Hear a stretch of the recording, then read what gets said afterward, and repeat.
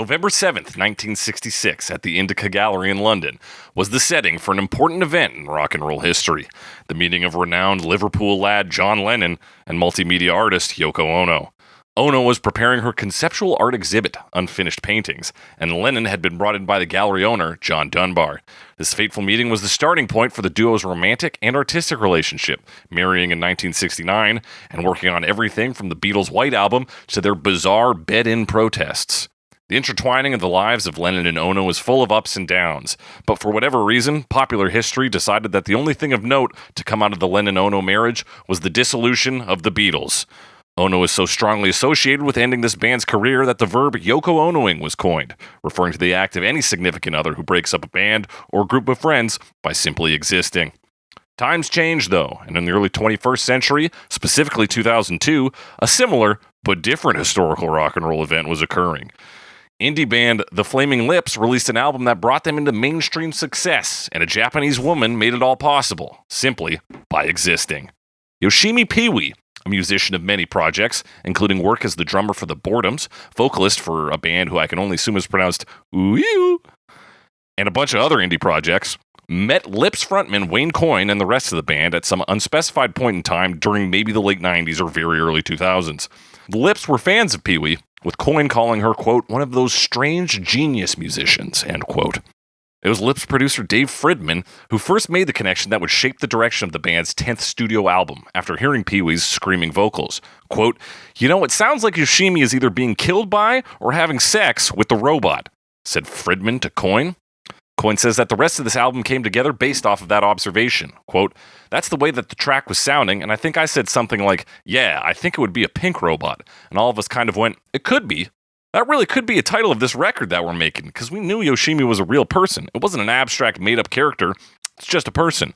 We knew this idea of the pink robots was a very Flaming Lips thing, that it's a robot, but it's pink and it's soft. It would have a lot of entities that the Flaming Lips would think are important, but nobody else would. It spurred us into making the next 3 or 4 songs that we knew were intended to be on the record, said Coyne. The album went on to be a critical and commercial success, and the title track was a modest hit, reaching number 18 on the UK singles chart. In true indie fashion, though, the success of this track cannot be measured by its chart position, but by the fact that it pops up in the strangest places, like as a bonus feature on a DVD for the hit TV sitcom Friends.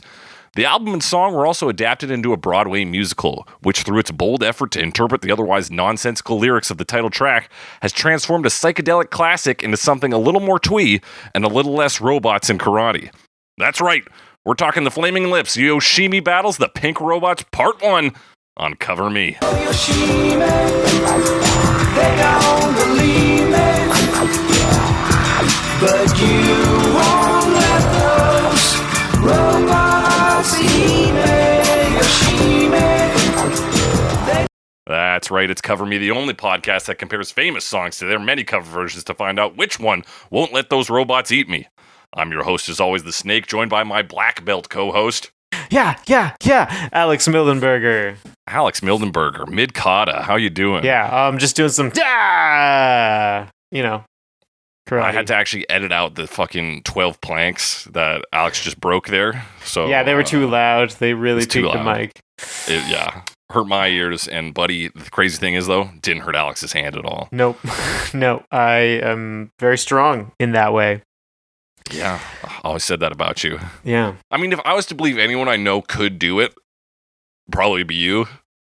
Just based on general muscle tone, I'd be like, Alex can probably take at least a couple boards. I don't know about my hands, but I'm told it's more of a technique, Yeah, it's got to be. It's the way you hit it, not necessarily how much beef you got. Yeah, and like how hard it is. I did that. I did that right now. We have it on audio record, so there's no way to disprove it. Yeah. 12, that's the record. Try and beat it. You can't. You can't do it. You just can't do it. It can't be done. Nobody's done more than 12. Yeah. That's the most ever. That's what I'm up to. Breaking boards. That's what you're up to. You're breaking boards. You're doing good, feeling good. Yeah, doing good, feeling good. I'm planning a move. I'm moving soon, folks. So thinking about that, getting some boxes. Get my hands on some boxes and such. Alex now owns property. Yeah. Is it real estate? Do you own real estate? Or is it just property? I used a real estate agent, so I don't know where that line gets drawn, but I'm gonna say maybe. Maybe, because like you don't actually own like the land. No, because it's a condo. Yeah, it's a condo. But I don't know. I do not. Alex I do not still know one where. of us for now, but in a few years he might be a landlord. At which point, I don't know. I'm gonna have to. I just want to be the lord of something. Hey, don't we all? Don't we all? Yeah, but that's where I'm at. That's where you're at, dog. I'm at home recording. And we're here to talk about a band we've talked about before, a band that comes up fairly often on the podcast, not just for their originals. We talked about Do You Realize, like 1,000 years ago. 2020. 2020, good God. Almost. I can search descriptions in my podcasting app now. So I looked that up. September 2020. That's so excellent. September 2020. We talked about their original. We've talked about them like their cover of Little Drummer Boy, their cover of the Beatles, Getting Better. Yep. They come up. They're a band we like. Alex, Yoshimi Battles the Pink Robots, the album. The album, yeah. What do you think? I like it. I like the Flaming Lips. I'm not like a really big specific Flaming Lips fan. I'm just searching them up. Life on Mars, they had a cover of that too. Mm-hmm. Did you say that already? I didn't. Can't get you out of my head. They had a cover of that right. too. Yeah, I love that cover. Thanks, Pocket Casts. Hey, thanks, Pocket Casts. I like them. I didn't listen to them before you gave me a ticket to go see them in 2018. Yes. But other than they had a song in Rock Band, and we've talked about this before. That was this very song. We didn't play it very much. No, I didn't like it. Yeah. So I didn't even really like know it because we just kind of skipped over it back then. I skipped over it because it was like too hard to sing for some reason, and I just like didn't know it. I didn't like it, but then for some reason, and it was because the Live Nation does the like $20 ticket sales every year. Well, it used to be 20, now it's like 25. Yeah. Thanks, Obama. But yeah, I picked that up, and I messaged all of our friends. I was like, "You guys go see the Flaming Lips," because I knew they were a popular band. I was like, "It's $20. You want to go see the Flaming Lips for $20?" Everybody said no, so I had one ticket, and then I wasn't even going to be available for that date because I was working the Carney circuit, selling hot dogs across the nation. Yeah, so you gave me the ticket, and it's one of the few times I've gone to a concert solo, but it was a really good time. I really enjoyed it. Yeah, I hear they're a great show. Yeah. I still haven't seen them live. If you ever get the opportunity, I'd say take it. Hell yeah, I would love to. But yeah, so this album, in terms of like albums you've listened to, is it higher up there, lower down there? Where do you place this one? I mean, I'm not like a real specific like Flaming Lips fan, so my knowledge of the Flaming Lips doesn't extend much past like some of the hits, like this album, The Soft Bulletin, Ego Tripping at the Gates of... Is it Hell? And isn't that a EP? Oh, maybe. I don't know. The Yeah song, really. Yeah, I love the Yeah song. So I know a bit of their stuff, and obviously they have, various covers and things that we've talked about, so I dig them. But I'm not like... I don't know, like, I'm not that familiar with their material other than the big stuff. Fair. Yeah. I like this album. I think it's a great album. I think it's a great way to go become a big success. There's some good stuff on here. At War with the Mystics is actually what I was thinking of. Yeah. Because Ego Tripping at the Gates of Hell is on Yoshimi. Yeah. That was my mistake.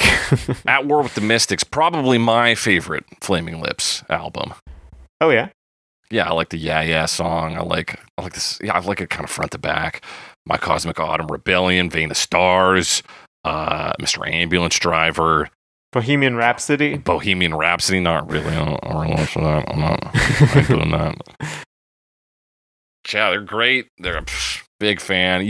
This song never really stuck out to me, and I think maybe part of that, I kind of like touched on this in the intro, but there is something that feels twee about this song specifically. Okay. I guess so. Yeah. I think I know what you mean. And I can't quite place my finger on it, but it kind of was clarified for me in research. There's a Broadway musical based on this album. And in that Broadway musical, this song is made. So Yoshimi is made to be a cancer patient. Oh, okay. And the pink robots are cancer. Yeah. All right. So the quote here from Wayne Coyne of the plot, he says, "There's the real world, and then there's this fantastical world. This girl, the Yoshimi character, is dying of cancer. These two guys are battling to come visit her in the hospital. As one of the boyfriends envisions trying to save the girl, he enters this other dimension where Yoshimi is this Japanese warrior. The pink robots are an incarnation of her disease. It's almost like the disease has to win in order for her soul to survive," or something like that. End quote. Yeah, I guess it does. I don't know. I guess cancer's heavy, but it is, does come across as a little quaint. For sure it's heavy, but it's just like what is otherwise, from what he said in other quotes, it's just like, it's kind of a significant to us, the Flaming Lips song, because it stems from an inside joke and like goes from, because it's a two-parter too. So this is also part of the problem here, is that the two parts of this song are pretty interlinked, specifically because Yoshimi Pee-wee plays on this track, right, and her screaming that inspires the title of this album, the title of this song, is featured on part 2, not part 1. Ah, right. And yeah. And yeah. But that's later on. That is later on. And we haven't quite jumped into the lyrics here yet. First thing we got to do here first. Are you ready for this, Alex? I'm ready. I'm going to ask you a question. You're not ready. Do you have a theremin? Oh, I always have a theremin. What's going on, Alex? What's going on with that theremin? I haven't touched the theremin in a while, I'll be honest with you. Well, you're not supposed to touch it. I haven't used it in a long time, unfortunately, but it is still fun to pull out every once in a while. Yeah.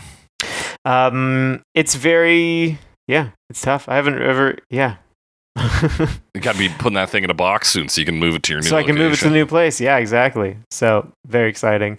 Going to be exciting stuff in a new space with that. So who knows? We'll see. Who knows? We had an email like years ago when we were actually regularly doing this segment that was like, I love the theremin segment.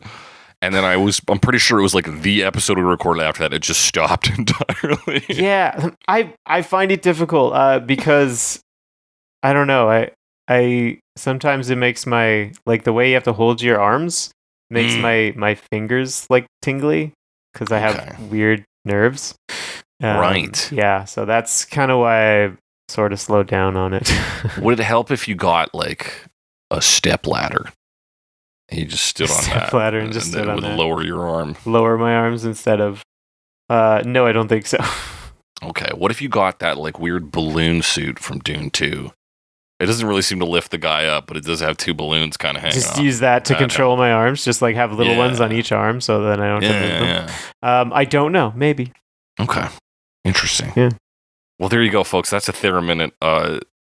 If that made no sense to you, go listen to old episodes. I built a theremin. That's the background. Built a theremin with their own fucking hands. It took me a while, so I talked about it sometimes. It took more than a theremin, you might say. Much more.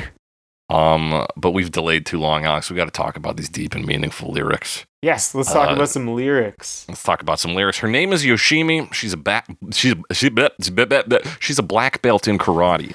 Working for the city, she has to discipline her body. Just discipline her body. Yeah, it all, I mean, like you said, it kind of seems like it stems from this sort of inside joke. And the story itself is sort of, I guess, influenced by, like, Japanese movies, right? Like, a combination of, like, what are they? Like monsters, like kaiju and like, I mean, I'm still also thinking of like magical girl stuff and like Super Sentai, all that. Yeah, because it's about like a single person who defends a city from a giant monster, right? Yeah, I think even the fact that she's a municipal worker is like more distinctly Japanese than it is American. Like she's an employee. Yeah, she works for the city, right? Yeah. Which, I mean, obviously can mean that she does work that helps the city, but also the idea that she's just a worker is very funny. Mm-hmm. So it is kind of an extended joke, and it's even like not really a concept album. No, some people have called it a concept album, and the Flaming Lips have been like, well, not really. There's two songs that connect here. Yeah. But Yeah, so that's kind of the story. But I mean, the pink robots imagery is interesting. Does he ever say giant robots? Maybe you just think giant robots. This is They're evil. evil-natured robots. I mean, because I saw them, as I mentioned. Right. Thanks to you. And they have a giant inflatable robot that they put on stage when they play this song. This is actually what they opened with, was this song.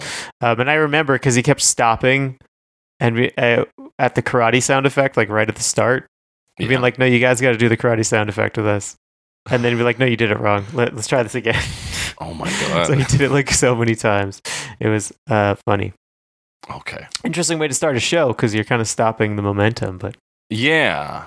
I wonder if that is to kind of crack people out of maybe the like typical concert mode. Yeah, and make it feel, right? Yeah, give them a chance to do some like banter while also doing the song, sort of. Mm-hmm. Yeah, so where was I going with that? I don't know. He likes to do the karate sound effect. He likes to do the karate sound. And, well, you were mentioning the giant robot. So, yes. Like, is the robot giant? Not explicitly, but as he said, it draws on, like, kind of Japanese media ideas, or at least the ones that have been imported to the West. The kaiju, and, like, big-ass robots and fucking Godzilla and all that. Mm-hmm. So the robot being giant is almost a given without even implying it, right? Or without even saying it. That's what it seems like. Yeah. And that makes it funnier that it's just like Yoshimi's just a city worker who has a black belt in karate. Like, right. She doesn't even have a giant robot of her own to fight back, you know? No, she's just out there doing karate on these things. Which is why she has to train all the time. She has to discipline her body. She has to discipline her body. And that's kind of my first, like, is that what grinds against the idea of cancer treatment. Yeah. Is that you're not, like, doing sit-ups. To beat cancer, right?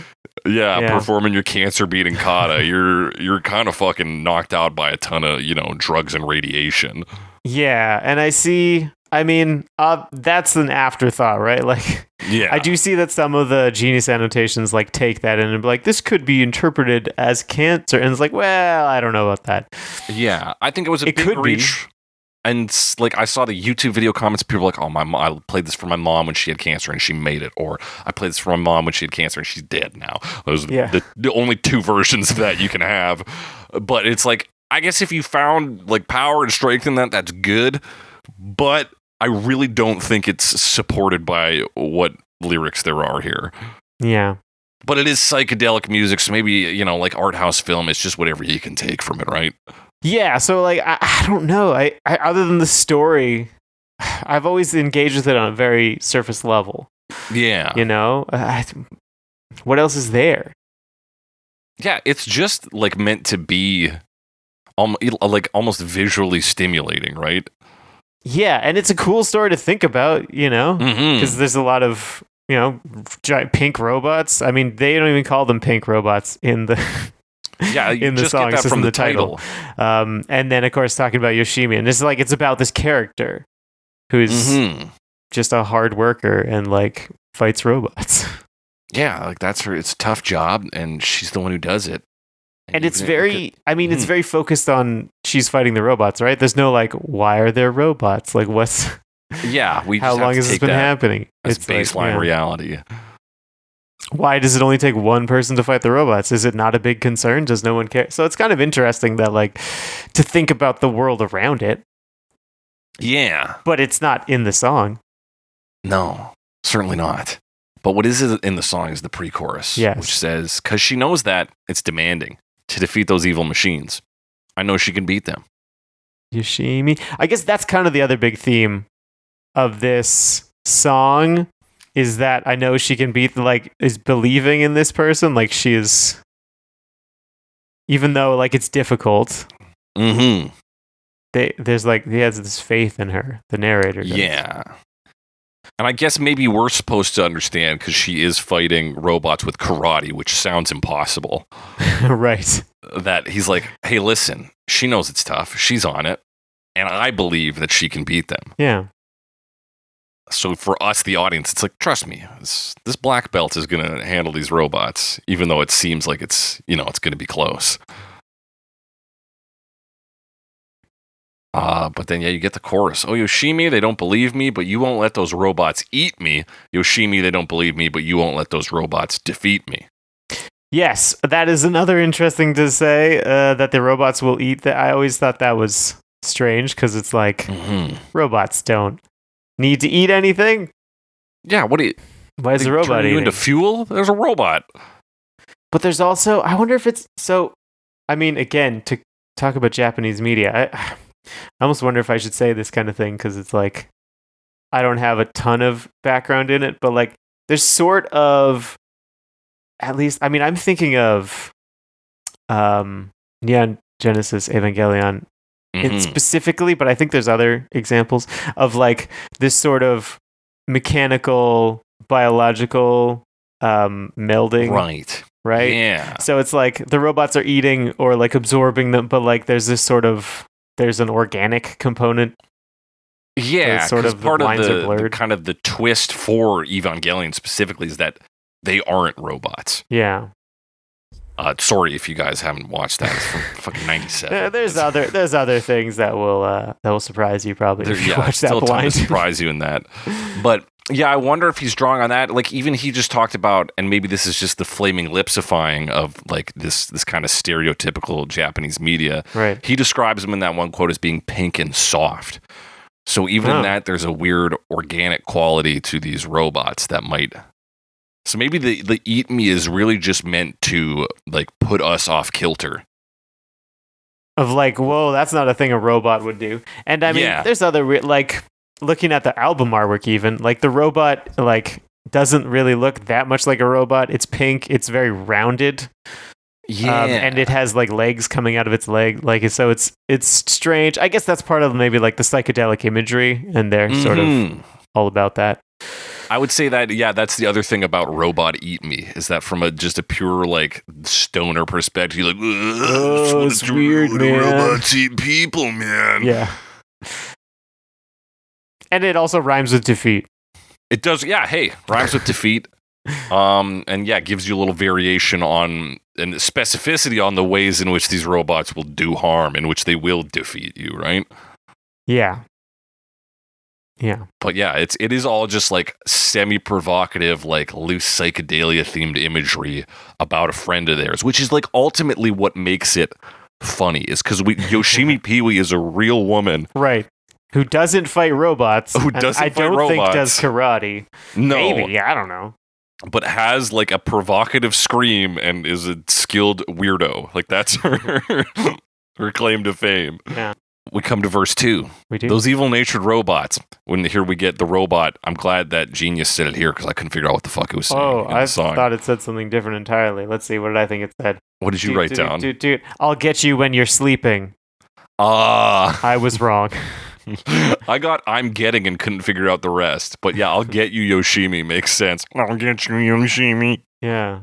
I heard when you're sleeping. I'll get you when you're sleeping. Good plan on the robot's part. Yeah.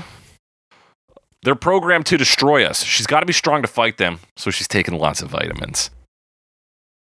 This is the other one. People are like, oh, vitamins is like medication. Yeah, I see that. Like vitamins like for cancer. But also, I mean, again, there's a psychedelic connection just with the group. So like, they're not talking about taking drugs, but I'm surprised it doesn't say that. That's all. Yeah, I feel like it's another one of those ones that's meant to just be weird. Yeah, it really does seem like that, doesn't it? Like it's just kind of absurd. Yeah, it's to like use a similar but different word from you. Yeah, I think absurd maybe even brings out more of it than just weird, because plenty of things are weird. But it's like an absurdist approach on what is maybe a superhero, what is literally just their friend, and what is like a already bizarrely heightening comical situation. Yeah. She's a municipal karate like master who is disciplining her body to fight robots, and she's taking a lot of vitamins to supplement the robot fighting process. Yeah. And it does, it seems it's like a believable concept. I could see like an anime that's that, and then they explore like whatever deep themes they decide to, within that framework. but like this is just kind of the general idea. Like this is the plot synopsis or the elevator pitch or whatever. Yeah, and then, for some reason, the rest of the story comes after, kind of. Yeah, it's really just the premise, because he's like, well, the robots are programmed to destroy us. And so, this is like the elevator pitch. He's like, so the robots are bad. Yeah, and so and she she's has got to a be black strong. Belt, and she fights them. So she trains all the time. She takes vitamin. Like, like there's not much story, right? No, it's enough to set up an episodic monster, or in this case, robot of the week. Yeah. Kind of like, it could be anime, or it could be like the more live action, like kind of Power Rangers. What's Sentai? Yeah. Yeah, like style of show, like Ultraman and that shit. Yeah, exactly. So it does have that feeling to it, and we obviously have that context and like that background. But it is what I envision, from the, and maybe it's just, I don't know, listening to the song. That's what comes up in my mind anyway. Yeah, and it's funny to think of like vitamins being like, I've read a lot of Dragon Ball recently, and right, the funny thing about Dragon Ball, it's one of the more like early and like definitive battle mangas, and the training in that is always so absurdly. It's always go back to basics, but put on more weights. Yes, it's always like more weight, and they're like, actually, the gravity here is even stronger. Stronger, yeah. So like, put on more weight, and it's even stronger, and then have a bean, and you'll be fine. Yeah, it's like, pop one of these beans, you're okay. Also, we're now running low on beans for no reason. Yeah, because we realized the beans were like too easy. So we only have 3. We had thousands before. Yeah, I'm like, what, you guys are just fucking having bean parties or something? What happened here? But like, to make it even more realistic than like Dragon Ball, it's like, well, what's a real life advantage we can get? Like, what's the cutting edge? It's vitamins. Vitamins, yeah. Yeah. Very funny. But it's also like, I wonder if it was one of those things, this is again speculation, but like, because it would probably be a show made for a young audience, right? Like children, be like, remember to take your vitamin, Oh yeah, you could have the branding and the after episode message. Yeah, so that could I don't work. know. It's kind of amusing in that way. Yeah, and this song is just kind of amusing because there is no real like, unless you buy into the Broadway interpretation, there's no real heft to what's going on here. Like, yeah, well, that's just because it's like, I mean, it's about a person fighting like unending fort, like like it's not. So like, it could be anything. Like the metaphor fits any difficulty. Yeah, it's right? about life, man. Yeah, we're all fighting our own pink robots. Exactly. All the so the pink robots are a metaphor for whatever you want them to be. It's like the trees. The Rush song. It's like, oh, it's a metaphor for any conflict. Like, exactly. And then they destroy each other in the end, kind of thing. So like, it's so broadly applicable. Like, great. I mean, it's applicable to fighting cancer, sure, but it's applicable to a lot of things. Yeah, it's applicable. It's just whatever you want it to be. And I guess this is maybe where we turn to the instrumentals to see what that evokes. Yeah, because like, a lot of people say like the song sounds melancholy to them because of, I think, the instrumental process, which is like a little dreamy, there's a little acoustic emphasis. There's a lot of processing on this, a lot of production in this. Starting with a slide guitar effect achieved by Steve Drozd. Yeah. The band's drummer turned guitarist keyboardist. Yeah, I love reading his Wikipedia page. Like, he was the drummer, and then he decided to do guitar and synthesizer. Yeah. Like, when I saw them, he was mostly, playing synthesizers and guitars. Yeah, that's the kind of band these guys are. Is they're just like, I don't know, I guess I feel more like guitar today, man. Yeah, I remember seeing a quote from Wayne Coyne where he said something like, if you want to know what instrument I play, I'd probably say the recording studio. It's like, fair enough. They do some cool stuff in the studio. Yeah, they're a band, man. I love these guys. Yeah. But Steve Drozd says that starting effect, that sort of slide sounding effect.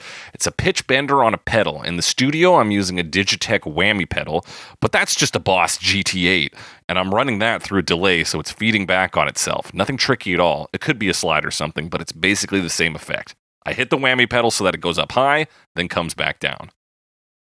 Yeah, and it's really cool because it slides really fast and and it kind of does that pitch shift at the end. Yeah. As he strums, which is a really cool sound. On what is otherwise like fairly straightforward strumming. Yeah. And also has it like gives it this like really definitive end. Yeah, with this like kind of loop that happens. That it's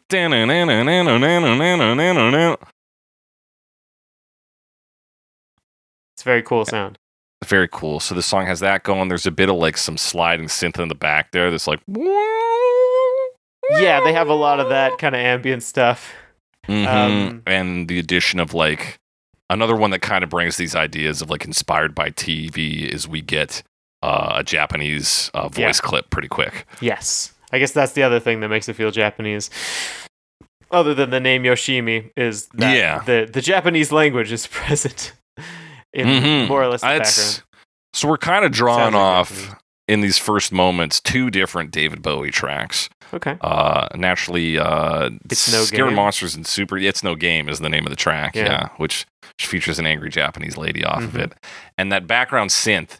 I only noticed it because on a later cover it sounds a lot more clearly like this, but it sounds like that rising moment in Space Oddity. Okay, yeah, I see that. I mean, obviously, they're very David Bowie influenced. When I saw them, Wayne Coyne was dressed with the what is it? Is it the rebel outfit or the one with the eye patch? What's the eye patch outfit? The one with the eye patch. Where the eye patch, Brett? I don't know what that one's called. I'm trying to remember what video that's from. Maybe it is from that. I think it's from a video. Oh, that's like the Halloween Jack outfit, I think. So it was definitely inspired by Halloween Jack outfit. How could it not be? He's a real cool cat. He's a real cool cat, yeah. From Diamond Dogs era. Yeah. David Bowie, the like sort of red jumpsuit thing. He was dressed like that. They did a cover of Space Oddity. He went in a big inflatable ball and walked out over the crowd onto a platform that was in the middle of the crowd and sung from there for a while. It was pretty cool. This sounds marvelous. Yeah, it was a neat concert. Yeah. I am a little bit jealous, but you know. Well, I mean, I'm eternally grateful that you gave me that ticket. That I was willing to spend $20. Yeah, no problem, anytime. So we get this intro, we get that guitar, we get the Japanese woman talking, and then there's another synth that's kind of like fast. I don't know if it's a guitar sound, maybe, but like it's just playing really quickly, and it plays through quite a bit of the song. Oh yeah, it's just really fast playing. Yeah, that kind of like like a almost tapping sort of like. It's an interesting sound to it. Yeah, it's got to be a synth. Maybe it's just like a sped up sequence or something like that. But it really feels like it's like kind of cut off. Yeah, so we're playing a lot with like the cutting off of sounds and pitch shifting and doing that. It sets up what can only be described, or it can be described a lot of ways, but like as a very psychedelic setup. Yeah, the way they use the synthesizers and they interact, I think I would tend to agree. Not like a dance synth, you know? No, certainly not. Yeah, it's made for like evocative effect, not to get your body moving. Yeah, make things a little spicy. A little spicy. Well, Space Oddity. Spicy. Spice Oddity. Odyssey is what the subtitle for Dune is. Spice Odyssey. Spice Odyssey. Yeah. There was I don't know, this is off topic, but at the start of Dune 2, there's like a quote that comes up at the bottom of the screen, and it says like, it's something like spice is power, control spice, control the world. Right. And I turned to my partner, Greta, and I was like, this could just as easily be the opening to a Spice Girls film. Control Spice, control the world. And just like Spice World. Yeah, just like... That's their movie. That's the name of their movies. Or is that the name of the album or the movie? I believe it's the name of the album as well. Yeah. But yeah, you just like put in Spice Up Your Life right there at that moment. Yeah, like, boom. Oh, man. If they're making a Spice Girls doc, consider that as your intro. Consider License it. The Frank Herbert quote if you even have to. Yeah. But yeah, Wayne Coyne comes in nice and gentle. Yoshimi. I don't believe. Well, I'm still in the intro because the drums You're still come in in. the intro. Oh yeah. So that's cool. They kind of play they that. They are good. They're pretty regular. I think it's like shorter looped or a drum machine because at this point, like, I believe Stephen Draws does all the drumming in the studio, but like not live. Right, I would believe that because he's working that guitar here too, so he has to be doing things asynchronously. Yeah, exactly. But the sound just seems very regular, so I wasn't sure if it was a machine, but it kind of doesn't sound like one. So yeah, but it's definitely like it's got some crunchy processing around the edges there. Yeah. And that is important to note because we still don't have bass at this point. Oh yeah. Even we're moving in like first verse doesn't have the bass going. Like you said, Wayne Coyne's coming in now. Yeah. He's got a neat voice because it's kind of high and it's got like a gruffness to it, but it's not like stressed sounding. Like, he's still kind of laid back. Yeah, he's a little gruff. He's a little laid back. You know, he sounds like a good hang, man. Yeah, man. He's got long gray hair now. He looks like a pretty cool dude. Looks so fucking cool. I'm like a little jealous of how Wayne Coyne looks. Yeah. He's just got the like curly, like gray mane. Yeah. But yeah, you're right. His voice is like high, but it's got a little bit of like, it's not high and clean necessarily. It's not Broadway. It's not like balladeer stuff. It's got that. It's got that gruffness to it. It's got that gruffness to it. Yeah. But got a yeah, something. I like the sound of his voice. Yeah, me too. Of course, you talked about this already. The karate noise. Yeah. 3 karate chops at 33 seconds. That's right, baby. Yeah, another big moment that people love to do, but apparently they're not too good at doing it because Wayne Coyne's got to run you through it a few times. Gets him to redo it like 6 times. He didn't tell you guys that like Edmonton did it better? Oh my gosh, he probably did. I don't remember. That's the one thing I miss about Calgary concerts is having the artist always bring up how much better and or worse we were just Edmonton in Edmonton last night. Everyone's like, boo! Oh, fuck those guys! We're like, wow, there's always one, right? Yeah.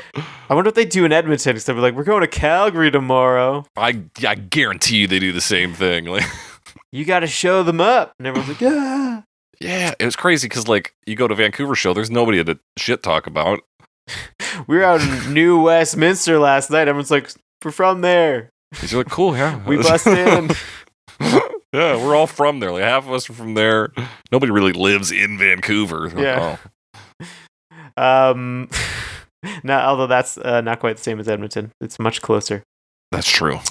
What else happens here? Yeah, I feel like they kind of add layers of guitars and like they come in and drop out and stuff. Yeah, you'll get a Especially bonus like guitar coming in with some extra strums on a line. Yeah, just to add layers and stuff. Once we move into the pre-chorus, they kind of the drums like don't change much, but they change up like a little bit. Like they add an extra kick on like one of the patterns. Yeah, they're like a little louder and they add that extra kick, so it modifies it just enough for your ear to pick up on. You're like, it's a new section, but it is very similar.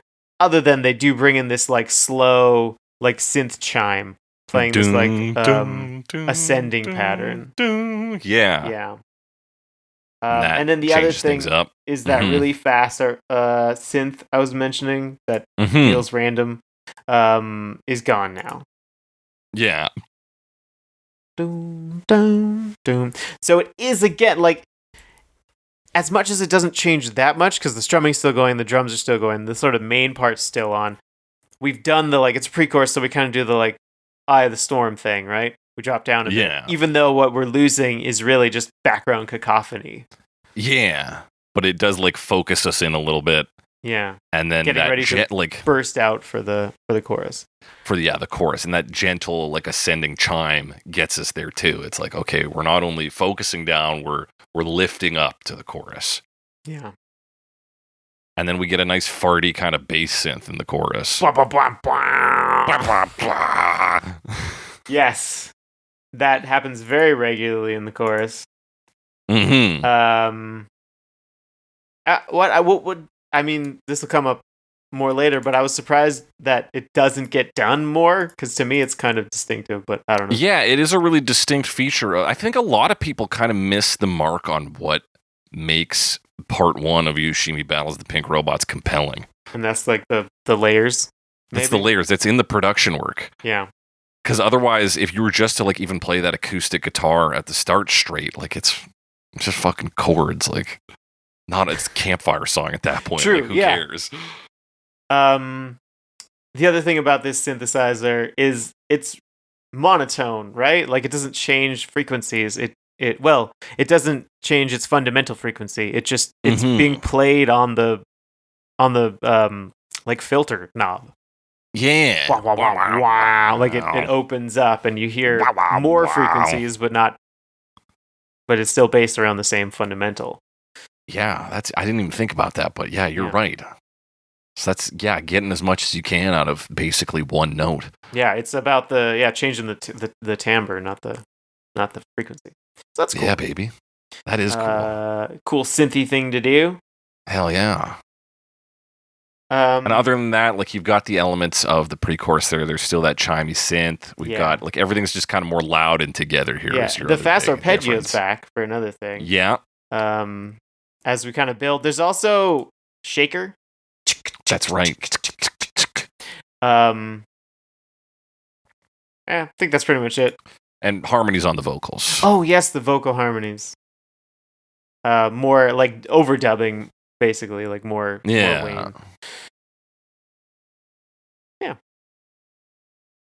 We come into the second verse and we get the addition of backing ooze, and a organ-y synth going on. Well, yes, kind of playing high up and playing like longer. Well, I think half notes. Mm-hmm. Oh, that would First, a question for you. It kind of sounds like there's a single piano chord right at the beginning, like 132. Okay. Like as you come into it. Let me see if I can hear it here. Just like it's the chord. It's just part of the whole thing. I hear like something in the left channel. Yeah, I'm trying to figure out if there's a piano. There might be. I feel like there's not much piano in this song. Let me tell you, I got a personnel listing from Wikipedia. I didn't check title. I'll check title. But let me see. Oh, keyboards, Steve Drozd. So you do have keyboards on this. And keyboards with Michael Ivins as well. So that's two dudes doing keyboards. And you've got a whole additional team here of people doing mastering and additional tracking. And of course, Yoshimi Pee-wee on vocalizations. Yeah. Anyway, so it's just like, you know, when you do a transition and you just hit a chord and you do like 3 or 4 instruments on top of each other, you don't always know what everything plays. But right. I think I hear a piano. It's that kind of wall of sound effect, that like the Beatles chord effect. Yeah, exactly. But yeah, we hit that. We hit this this half note synth. We get the "I will get you, Yoshimi" robot voice drop. Yeah, that comes. I will get you, Yoshimi. Great move there. Anything else big on this verse? People cheering and talking, like more ambient noises. Actually, the cheering and talking is later. I lied about that because next we move into like a sort of just kind of an instrumental break, kind of an organ solo. Yeah, but that's it. We do go through another chorus, right? Like, this is true. Very similar. I think there's more like backup stuff and repeating lines on this pre-chorus. That's right, there is. But other than that, I'm pretty sure the chorus is the same. Yeah. And then it just goes into that instrumental section. Yeah. Yeah, and this is where you get more of this like ambient, like chatter noises. The karate noises make a return. Yeah. I think at some point she says, "Arigatou gozaimasu." I think I just heard that, yeah. You know, that sort of thing. But yeah, it's back to like slow synth and strumming, basically. Yeah, and then from there you bring in that wah, wah, wah, wah, wah, wah. Fun stuff. Yeah, and so we exit that instrumental into another pre-chorus, to a chorus. This one, actually, the pre-chorus, I like the ending here because it ends on like a cut down, like single guitar chord, cut everything for a second, and then back into the chorus. Yeah, that's a good like kind of fake out move. Yeah, to get into this like kind of final chorus / outro section. Yeah, we got like a minute and a half of outro here to go through. Dun, dun, dun. But then they do. But then there's like an ending bit. So like once you hit 410, so they do the chorus for a while. Repeated chorus, whatever. And then he goes Yoshimi, and then it kind of goes like minorish, and everything goes like it starts to fade down, and it's a lot of that filter synth of wah wah wah, doing the sweep, and then like you kind of just get. And then the slow synth as well, and then that cuts out, and then you just have drums, and then that, and like the drums cut, and then you just get like the wow as it does the last. So it's like kind of a gradual decomposition, whatever. I don't know what you call it. I would say it's because it decomposes. Yeah, in even like a biological sense from this bright, like major mode fucking song to then this kind of spookier like minor synth stuff that then leads into part 2 where we get more of Yoshimi actually on the track screaming and like this what some might argue is even more psychedelic than the preceding part 1. What Frank Zappa would call harder to listen to but better for you in the long run. Harder to listen to. Are there lyrics in part 2? I don't think so. Yeah, I didn't think so. Instrumental part. Love a good instrumental track. That's a good one. Too. It's a good one. But we're not talking about part 2 today. No, we're not, because we're talking about part 1. What are we going to do? We're talking about part 1. Because it has a music video. And it does have a music video, and that music video is what I assume just every Flaming Lips concert looks like. Can you confirm? I mean, there's definitely some commonalities. Like that the Flaming Lips are there? Is that, is that the big one?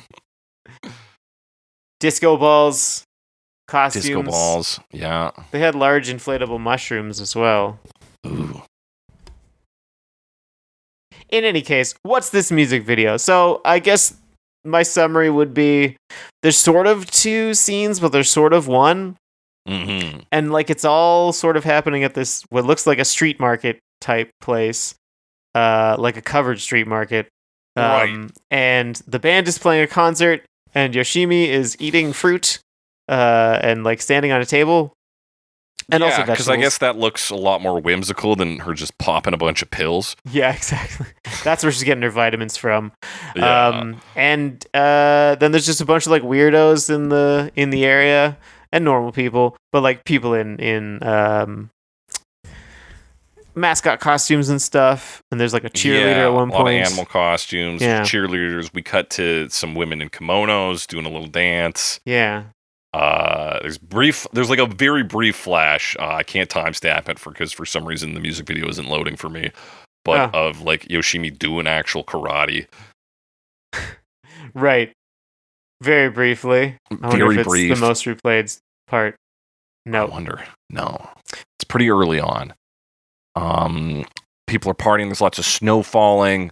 Yeah, there's like confetti, or you're right. It's like fake snow, kind of. Fake snow. As it cuts between the band just performing the song and also Yoshimi doing her thing. And also then they like combine them. Like at one point, Yoshimi like gives Wayne Coyne a tomato. That's right. For example, part of this video is dedicated to feeding the band fruits and vegetables. Yeah. We got a guy eating like a spring onion and another one being fed a banana. Yep, and they just kind of eating. They kind of eat, and it kind of like, there's a very explosive shot near the end where Wayne Coyne's holding a megaphone that shoots fire. Oh, I missed the fire shooting thing. It has like 2 nozzles on it, and it's spewing flames, It is spewing flames, yeah. That's nuts. But yeah, it's a lot of like kind of both like, that looks like fun party time shots, and also just like weird shots. Like there's one bit, I can't find it, but like where someone just like their hand goes right at the camera. Like the scene's in behind, and then it's like, now there's a big hand. Or like it'll cut to a black space and like people in mascot suits are just dancing. Yeah. Yeah, it's like about chaotic party energy with like weird things to draw your eyes to, or weird things that you're forced to look at. which is maybe its own genre of like film. Is like, ooh, what if the party is kind of crazy? There's just crazy stuff happening in the background. Yeah. What if there's strange things at the party? What if there's a disco ball? Ooh. What if there's several? What? But it is fun to look at. Like, it's visually very stimulating. Yeah. There's constantly things happening with lights and items. Oh yeah, I saw that guy eating the onion, spring onion. Yeah, and then I think it's a band member. I don't know which one. And then Steven draws is force fed a banana. Yeah, he doesn't look like he wants to eat that. No, he does not. Yeah. But yeah, like very, very like images that stick with me. Him eating that banana sticks with me. Yoshimi squatting on top of a bunch of pile of and fruits eating and vegetables. it. Like, yeah, it's utterly bizarre. It ends with a reverse shot of her falling so that she rises up and then she hugs Wayne Coyne. Yeah. Yeah, much like the lyrics of the song itself, it feels like it's meant to be stimulating without necessarily being meaningful. And it is definitely that. There's so much happening in this video. Lights, colors, actions, visuals generally. Yeah. Yeah. And I think, like, to say of this music video and of the lyrics themselves, I think also Wayne Coyne, if not all of the Flaming Lips, just like Japan. Yeah. Because he had like a Japanese like pen pal, which helped inspired, I think, Do You Realize, if not a different song off this album. So like this album in particular has like a lot of connections to Japan. And so, yeah, I think some of that comes through in this song and music video. Yeah, and also, I mean, just knowing the time frame, this was when we were fairly young, but I know it was a lot harder to get access to Japanese media and stuff. Yeah, than it was still now. A little difficult. Yeah, it's a buffet these days, but it was tricky. Can't get enough, man. Can't get enough. I'm full, but if my plate's not clean, so they're going to charge me for it. Yeah. So I'm just trying to buy time. But that's the song. We're gonna get into some covers right after this short break. Is that that's the break noise? Yeah, it's got to change every time because I never remember it. Sick.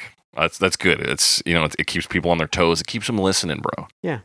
Stop them from hitting the skip button because they're gonna be like, I gotta make sure I hear Alex make the fucking break noise. That's the break noise of today. Yeah, let's talk about the break noise more. Let's break it down. Let's talk about Vyvienne Long. Yeah, 2006. Oh, Yoshimi, they don't believe me that you won't let those robots. 2006. Vyvienne Long is Irish from Dublin. Yes. Quite a way to spell Vyvienne, in my opinion. Fun. I haven't seen it this way before. That's pretty cool. Vyvienne. Yeah.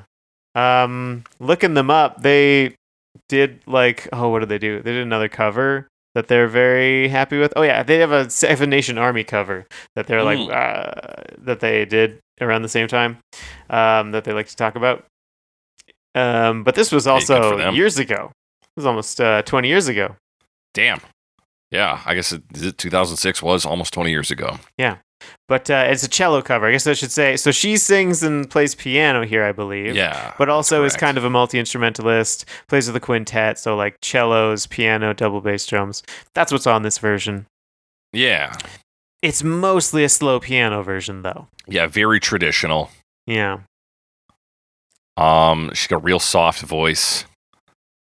Yes. She says discipline. She puts a little grease on that. She does say discipline. But she's I mean, I don't know.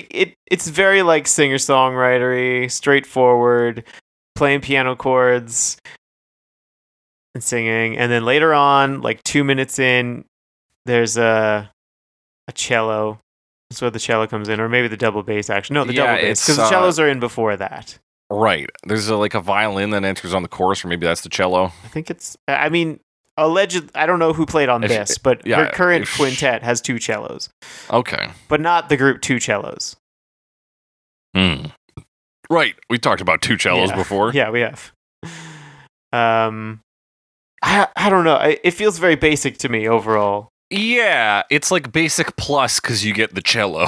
But even then, like, they're not doing a whole lot, right? They're not doing a ton. They're it's like slow strings. Yeah.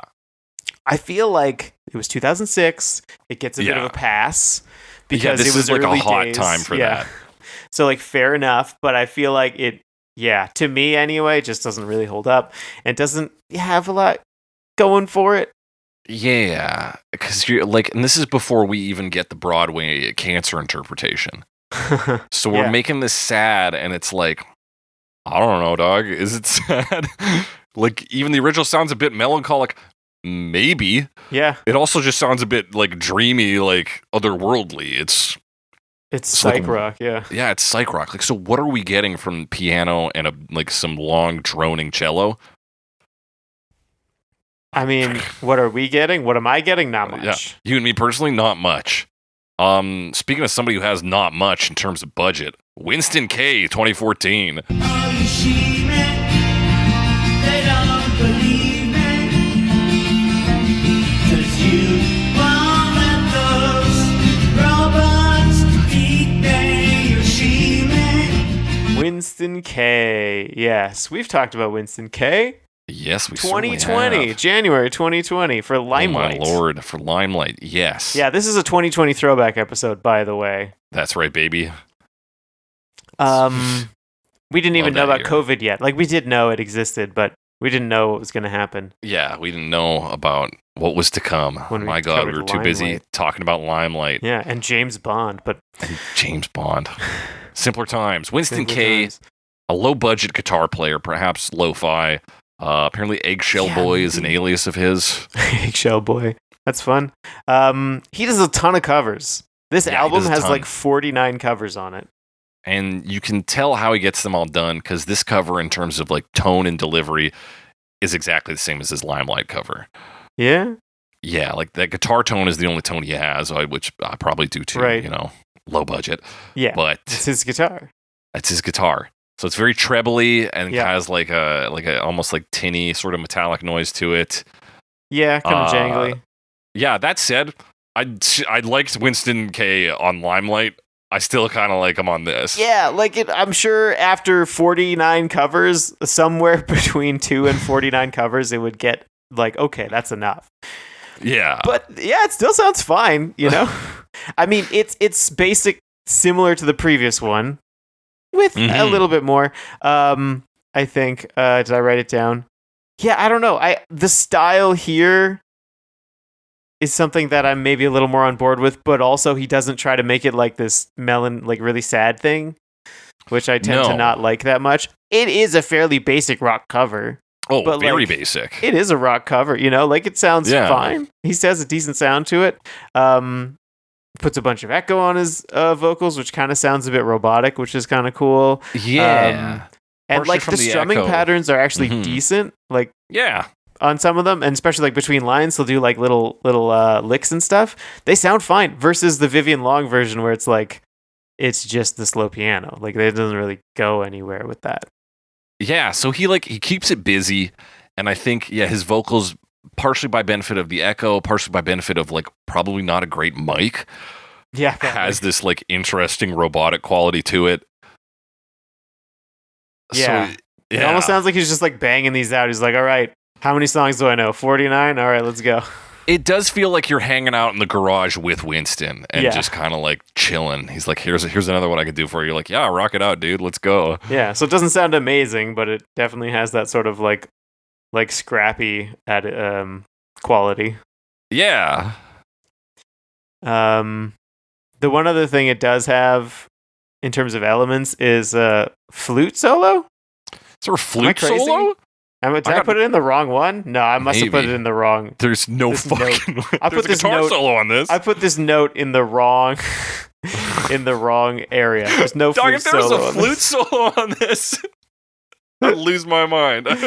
Oh man, hopefully there's one later that is a flute solo because I'm curious where that came from. Yeah, I'm a little curious now too. So let's start moving to him because like we kind of covered Winston K. Yeah, that's Winston scrappy, K. but I like it.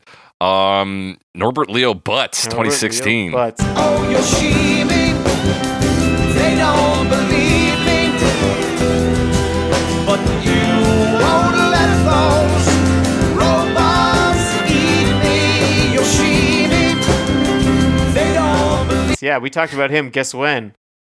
2020. April 2020. What were we talking about him for? Stacy's mom Okay. on this album because this is all songs about women. It's called Girls, Girls, Girls, live at 54 Below. Okay, yes, this is a live show. Yeah. Yeah, he's a Broadway guy. 2-time Tony winner for Best Actor in a Musical. Yeah. It's pretty Wasn't impressive. in the Yoshimi musical, though. No. He was in whatever he won for this. I can't remember now. Yeah. So the intro on this, the rising guitar, reminds me of Space Oddity. Okay, this is the one, eh? This is the one. Not the acoustic guitar keeping rhythm, but that sliding one in the back. Oh, definitely. Yeah, that's Yeah. like exactly it. Yeah.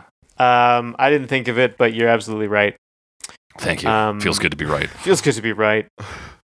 Yeah, so we have talked. Yeah. I kind of remembered his face looking him up. Anyway. Okay. Trying to see what he won those awards Won for. those Best Actor Dirty Rotten awards for? Scoundrels and Okay. Catch Me If You Can. Okay. Yeah, Weird. that's fun. He sounds like a Broadway guy. He sounds like he's dialing it back for this performance, He but does. you can't deny it. It's that kind of Broadway sound I associate more with like the Rent side of Broadway. Yeah. Where it's like a little more like pop/rock influenced and it's not Right. as much like opera musical theater. Not like Yeah. opera, but like musical theater.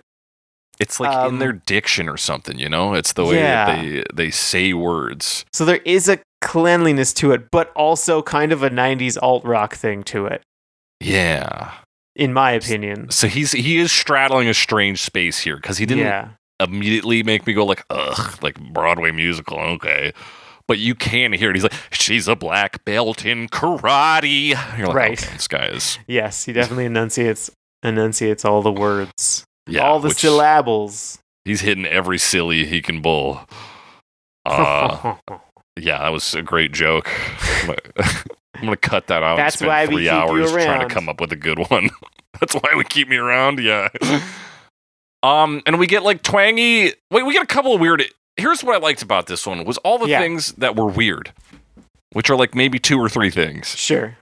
A sort of like twangy like slide guitar Yep. and like steel drums. That's an interesting sound. Yeah. Let's see. I think I have a note on it somewhere. But yes, so there's a synth and it sort of starts on the chorus. Mm-hmm. And then it sort of it's like a slide guitar sound and then it sort of morphs into a steel drum sound.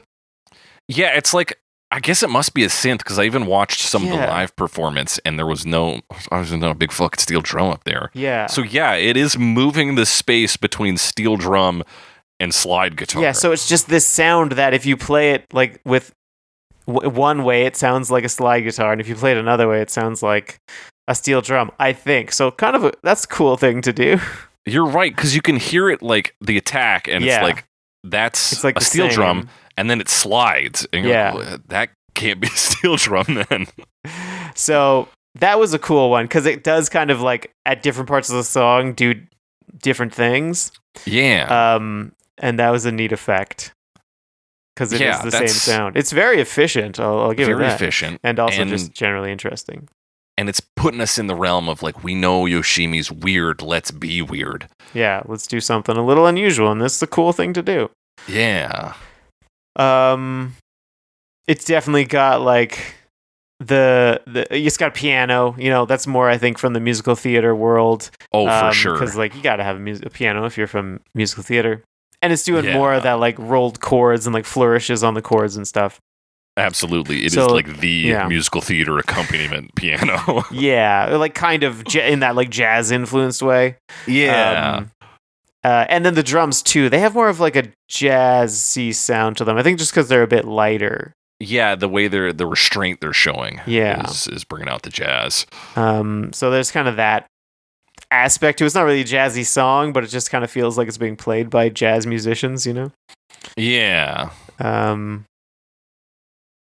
Yeah, so this one was pretty interesting, and he does a good job too. Like, he's a good singer. He's a good singer. He's got 2 Tonys.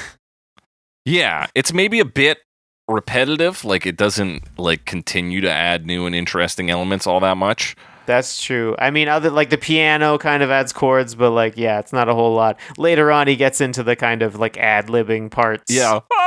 Yeah, exactly. But and the fact that it is live, cool. I think, is to its credit.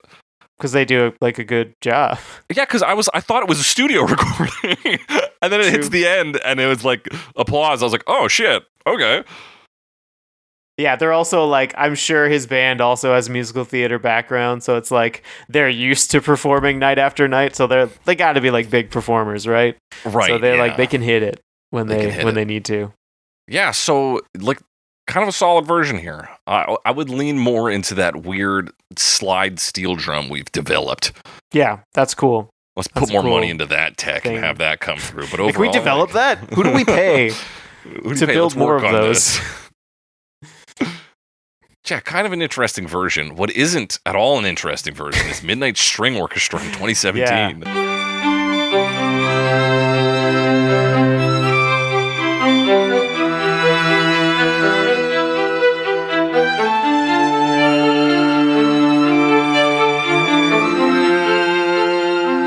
Yeah, Midnite String Quartet. We've for sure talked. Oh, we for sure talked about these guys. We have. I didn't even look it up because we talked about them so much. Yeah. Oh, it's Midnite String Quartet. Yeah. 2017. Yeah, we've talked about them. I mean, they're like an easy listening string quartet cover group. Yeah. We've talked about them at least twice. I want to say more, but yeah. I only am coming up with 2. Down with the Sickness, they did a cover of, and Cheeseburger in Paradise. But I know I've seen them. Like, I've not put them on many playlists. Yeah, they're like Vitamin String Quartet's B team or something. Like, exactly. They've had. I remember them having some good ones. Mm-hmm. Not this one though. No. Sometimes they hit, and that's why these guys like I'll put them on because sometimes they get something out of it. This is not it. No. Yeah, it's very straightforward. They don't really try anything like strange with it. They don't create like that interesting like soundscape, you know? Yeah. I mean, it's decent like texture depth to it because they do add like some arpeggios and everything, but like it's still very basic. It still feels very basic. Yeah. It's like generic like people are finding their seats at a wedding music. Yeah. Oh, yeah. Which does remind me, I mean, this would be a fun one to hear at a wedding, but that's true of most of them. Yeah. Like, yeah, when you are finding your seat. I did go to a wedding that had that. Oh, I guess I've got maybe a couple. But, so that's fun. Yeah, we were at one, a friend of ours, where the harp kept playing like Elvis songs. Elvis, yeah. Yeah. Or maybe that was just the one I recognized. There's probably maybe others in the mix, but that was always the one I recognized. So it'd come back to that and be like, oh, okay. Well, I'm like, I know this one. Yes. I can't remember what the song was. My cousin's wedding had like a string quartet playing pop songs. Yes. That's what they're built for, man. That's what they do. They're for. But yeah, honestly, like there's not really like again, it's like kind of basic, kind of similar to like the Vyvienne Long thing of like they're just doing like a really straightforward cover, and they don't have the excuse of it being 2006 because this is from 2017. Yeah. And it's just not that interesting. They do, they have like the slow, low bass and like the high, faster arpeggios and stuff. Yeah. I did put, it would be fun to hear at a wedding. I do have that note here. And like, yeah, it would. But to listen to this in your own time, just to like hear a reinterpretation of this is so boring. It's one of the shorter versions this week. Yeah. And I swear, 2 minutes in, I was like, okay, we got to be close to done. And there's still a minute and a half left. I was like, no, you're fucking joking me. Like, this feels like 100 years. It's unfortunate. I do think that the melody here is fairly strong. Da-na-na, da-na-na-na-na. Like it's longer, but like it's pretty strong and like hummable, you know? Didn't really talk about it before, but it's kind of faster and then slower, you know? It has it da da da da da da da. So it should be prime candidate for an instrumental cover, and I just feel like they just didn't like do anything with it really. Yeah, and I think it is because we keep coming back to this wedding idea, but it is like we got one violin doing that vocal melody on the chorus, and everything else is doing the most generic, like, quartet procedure you can do. Yeah. Yeah, it's like just an arpeggio. Yeah. Or whatever. Yeah, it's real poor showing from Midnite String Quartet. Yeah, not great MSQ, but they've got so much stuff. I mean, they're a cover factory basically. Yeah, exactly. They probably churn out more than Winston K does. He just puts them all in one album. Yeah, he's a man of the people. He's like, listen, they're all in one spot. But we've talked enough about quartets. Let's pare things down here. Let's talk about trios. Bossa Fresca Trio 2021. Oh, Yoshimi, they don't believe me, but you won't let those robots eat. Bossa Fresca Trio. Which you said this last week. What does that mean? It's like new fresh?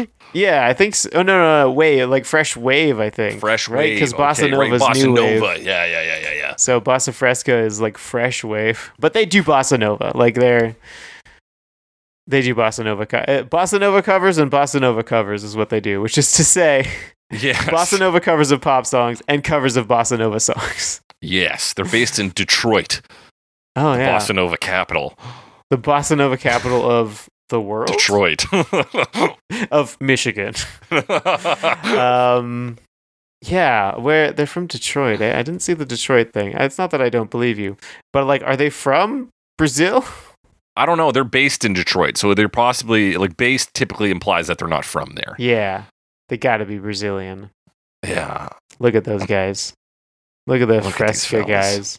Look at how Fresca they look. So this is pretty feels like pretty rote Bossa Nova to me. Real Bossa for dollars. It does. I would say, comparing it to some of the other Bossa Nova covers, covers we've talked about, they don't feel like a cover factory. No. They feel like a band, which is, I think, points in their favor at the very least. Yeah.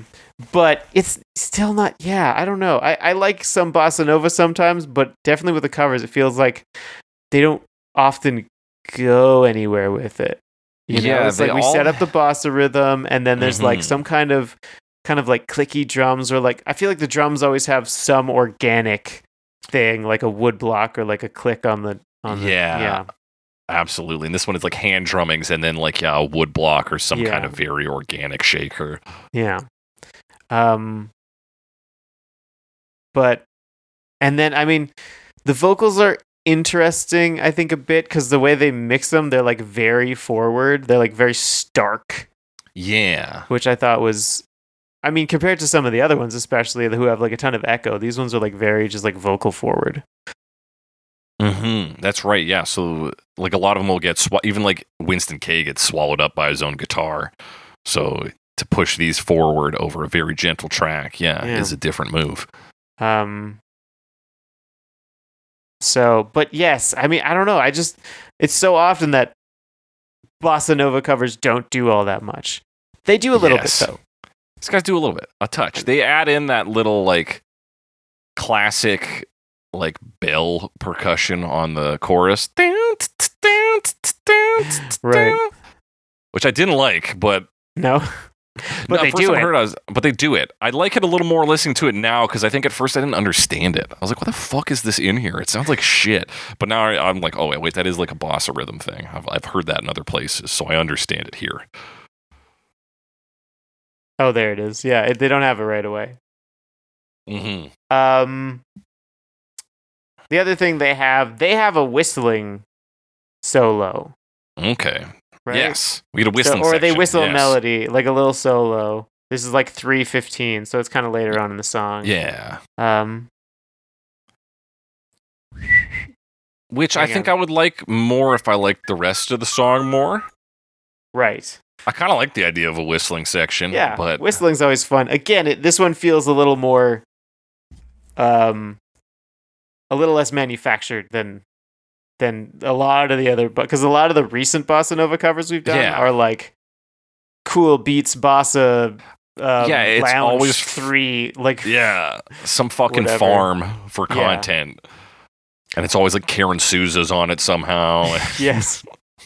So I like this a lot more than those. Yeah, it comes from a more honest place. It seems like it feels better. And then they have a melodica later on as well. That's what it is. Yeah. I was like, I think it sounds kind of like an accordion. Yeah. But yeah, melodica makes kind of like sense. an accordion, kind of like a harmonica. Like, what could it be?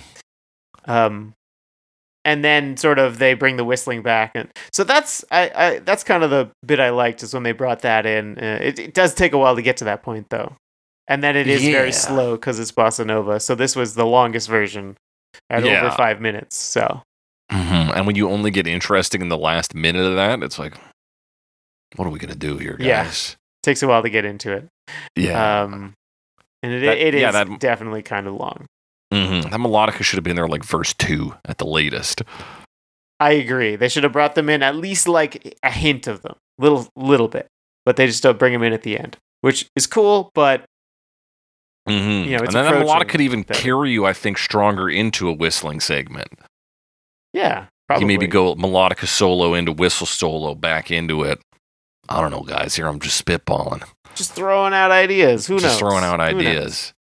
So maybe like not maybe the most honest boss that we've heard recently on this show. But I think it had things going for it, but yeah, it's not that strong overall. Not that but strong comparing overall. It to some of the really basic ones this week, I think it's stronger than those. Yeah.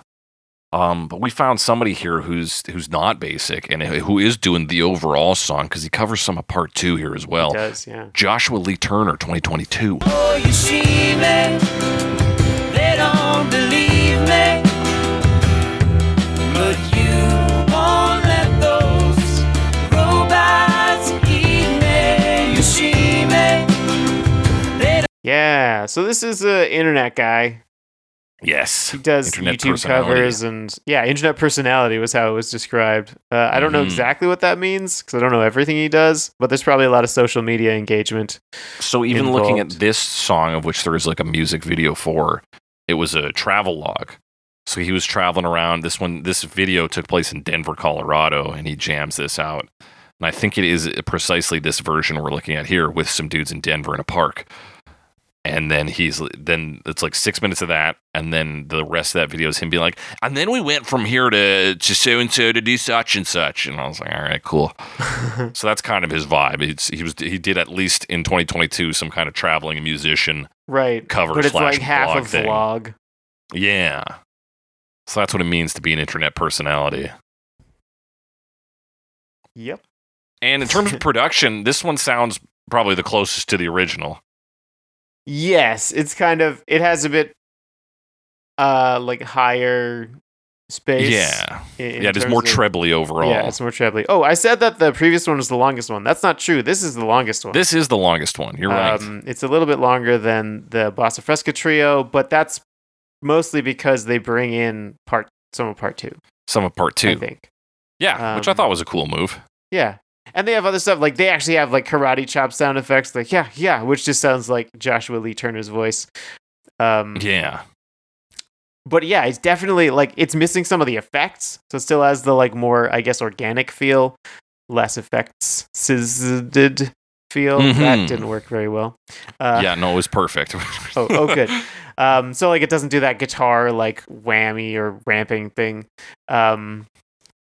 But it does have its own sounds. Like it has like a lower synth on the pre-chorus, and it doesn't do those like low bassy sweeps. No one does those that we're talking about. I don't know what to make of that. It feels so iconic to me, that thing. Why wouldn't you try it? Yeah. But I guess, I don't know, it's going for a different feel, maybe. Like, it doesn't have the sort of cacophonous sound. A lot of them don't, but this one is closer to the original without the sort of cacophony of that. It feels cleaner. Yeah, it does feel cleaner. Even like the guitar filtered sounds sound like cleaner. Yeah. Filter sounds. You get like even on the pre-chorus, there's that sort of rising guitar. That's maybe the dirtiest noise you're gonna get. Is that almost hitting that same steel drum tone. Oh, yeah, there you go. This one also has a synth solo. It does. It's like 240-ish. Which, I mean, yeah, this synth plays around, like, in the song, right? Yeah. It's a big part of this arrangement, actually.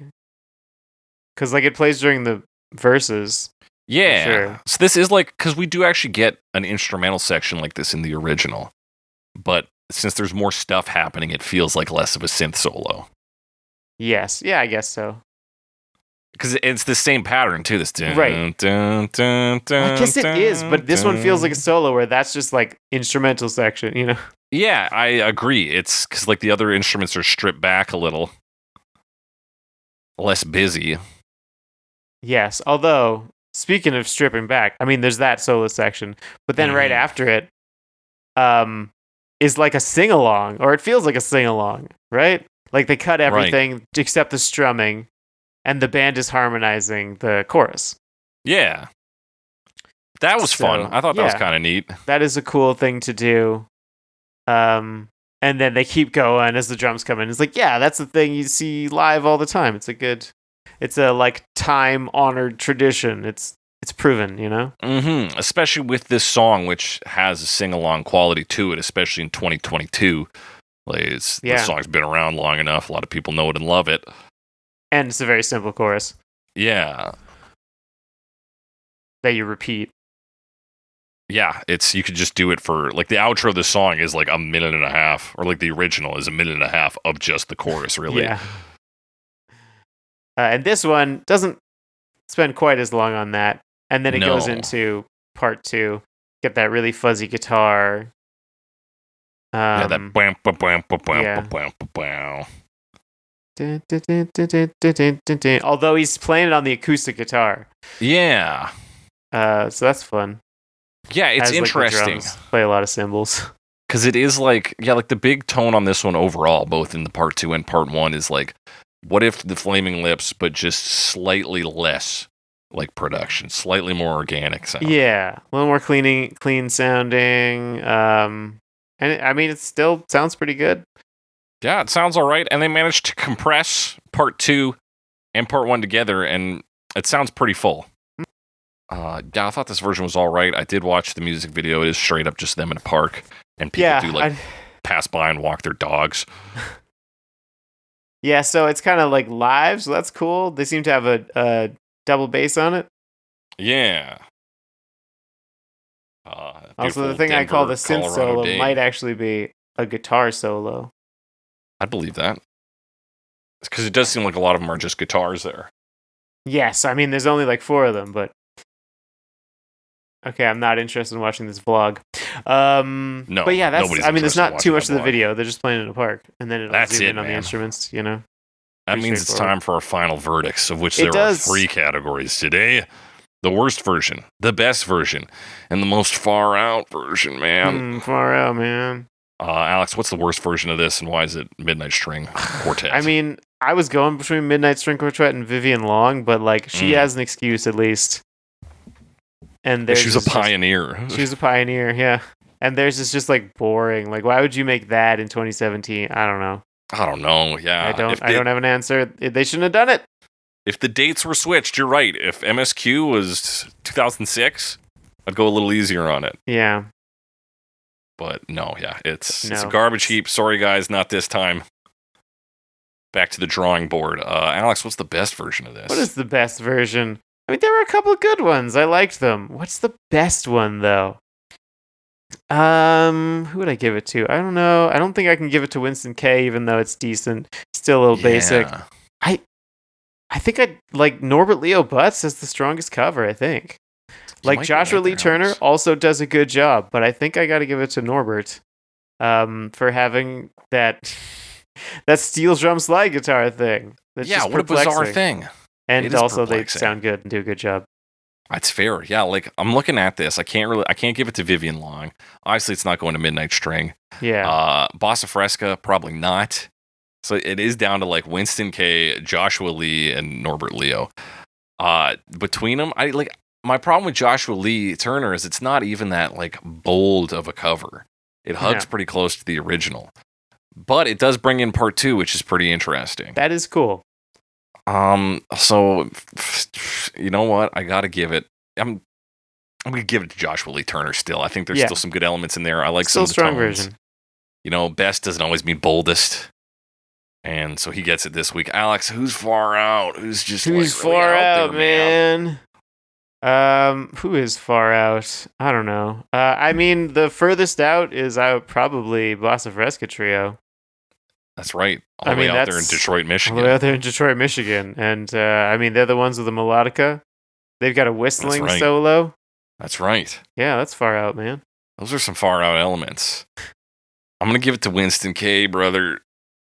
It's because we're probably smoking weed in his garage while he's playing these songs. So it does have that feeling. It's got a bit of that energy. So that's right on for me, man. And that's our final verdicts. If you got different opinions, similar opinions, want to talk to us about a version we didn't talk about, of which there's maybe some, not a lot, hit us up on the app, formerly known as Twitter, #CoverMePod, @SnakeyMe, @SomeAlexWiseGuy. Send us your comments, questions, concerns, suggestions for future episodes. You can also email those to us at covermepod@gmail.com. Talk to us there. Be sure to rate and review us. We are on YouTube Music, Apple Podcasts, Amazon Podcast, Pocket Cast, Podbean, other podcasting apps. Tell your friends, family, neighbor, and loved ones about us. Neighbor, singular. Just one neighbor. Just one. Pick one neighbor this week. What you can do for us this week to really get the word out. Sign spinning, baby. The weather's warmer. Put Cover Me on a sign and, I guess a QR code. Giant I don't know how they're going to find it. Sign. That's what way does the arrow on the sign point? To Spotify. It could also point to Spotify because we are there. But that's what you can do. Really get out there. If nothing else, somebody's going to ask you questions about that sign. It may be the police, but hey, you're getting the word out there. And that's it, folks. That does it for today's episode of Cover Me. As we always say on Cover Me, she's got to be strong to fight them. So she's listening to Cover Me.